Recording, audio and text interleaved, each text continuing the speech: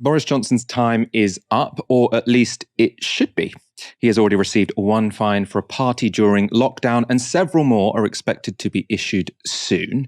And on Tuesday, which is Johnson's 1000th day in office, he will face MPs in the Commons. They are likely to focus on the accusation that he deliberately misled Parliament when he said that no COVID rules had been broken. We've heard the PM's excuses before on that front. He'll say that even if he was at the parties, he didn't know they were parties.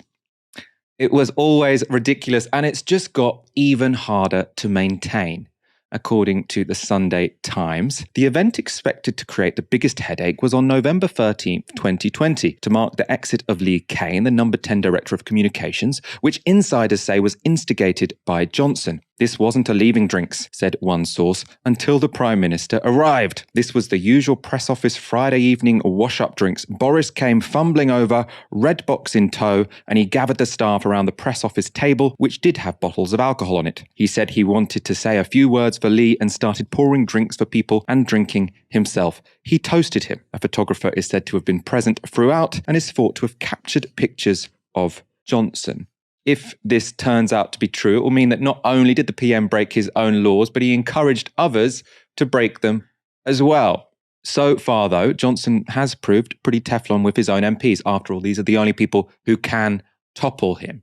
Only one MP has called for his resignation since he received the fine, and only one minister has stepped down. This reticence might be because MPs are now focused on a crucial by-election that will take place in Wakefield and the local elections. But that silence might well backfire. The Times commissioned a survey over the weekend, and its results are dramatic to say the least. Nearly 2,000 people from all sectors of society were asked to say what they thought of Johnson in a few words.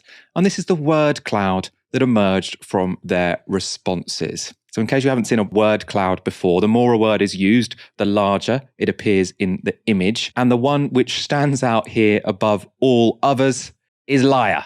Not far off are incompetent, buffoon, untrustworthy, and idiot. In that poll, only 16% of responses were positive. A whopping 72% of respondents had only negative things to say about Boris Johnson. Now, James Johnson, no relation, is the pollster who conducted the research, and he tweeted some of the descriptions people gave of the Prime Minister. They include out-of-touch criminal, stupid, bad hair, liar. He needs to be fired from his current role. He has broken so many COVID rules and ain't playing a part with helping the people with their bills and high cost of living. Lawbreaker, liar, and not for the people. At first, I really liked him and felt he would be good for the country, but now he has been in power. He has been one of the worst prime ministers ever. He is so out of touch and has no idea how the majority of people live their lives. And then we have utter anus. It's hard to see how this won't taint the Tories in the elections next month. He's clinging on, but I was looking at this polling and also the things that people were saying about Boris Johnson.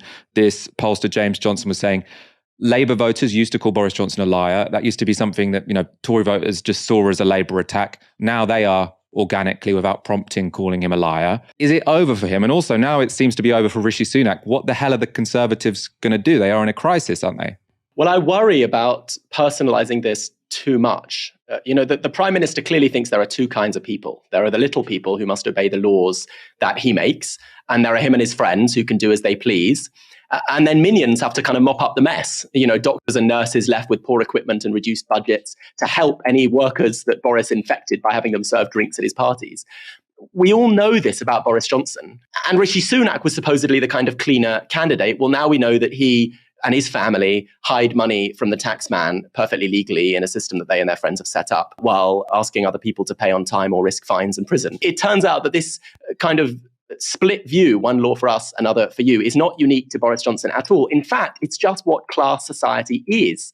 It's what lets politicians slash education funding so some kids learn in leaky classrooms while their own children study in perfectly equipped private schools. It's the principle that sees bosses slashing pay and pensions for their workers, whose families then suffer, while those bosses buy yachts for themselves and their families. It's what allows the Queen to bung money to her son to protect him from the women he abuses. It's what lets Western leaders condemn Putin's massacres in Ukraine while they bomb hospitals in Afghanistan. One law for them, another for us is just what capitalism is. It's a social system premised on the ownership of resources by a few, control over our futures by a few. So, of course, capitalism has a tenuous relationship with political democracy and any idea of equality, including equality before the law. Now, Johnson's just too obvious about all that. He's too blatant about it.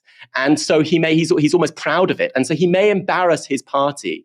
But don't make the mistake of thinking that this kind of class contempt for most people, this view of a world divided between the rulers and the rest, is limited to Johnson. It is simply the way our world works.